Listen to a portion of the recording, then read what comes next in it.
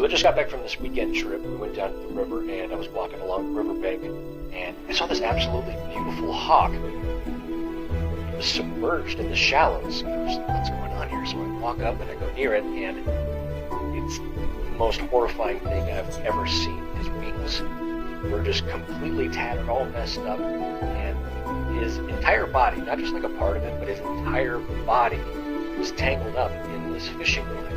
It just made me so upset just to see this stuff discarded in the water, because animals don't realize it's going to hurt them, and then this is what happens. So luckily I did have a pocket knife in my pocket, and I began cutting away bit by bit, very carefully, just because I didn't want to hurt him or cut anywhere on his body. And just as I was doing this, I was realizing he's been here for a long time, because this bird was exhausted. He was incredibly patient as I was snipping the wire. I think he realized that I was helping him.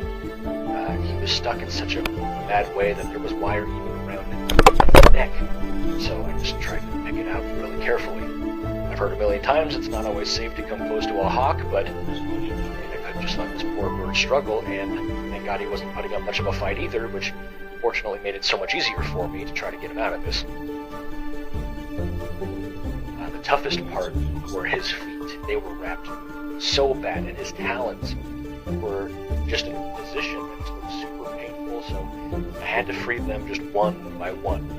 The wire was so tight, it was like almost cutting into the skin on his feet, so I just had to work super delicately, trying to slip in the knife without cutting it.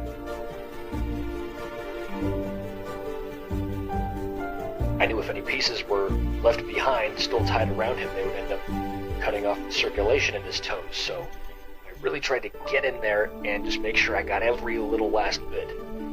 He was disheveled, but not once did he try to attack or put up a fight. He knew he was being helped, I think.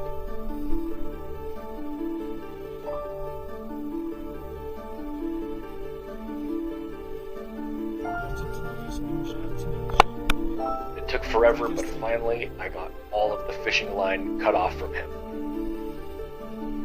I very carefully grabbed him by the legs and I placed him on the shore, and he didn't miss a beat, because the moment he realized he was finally there, he, pow, just flew off quickly into the distance.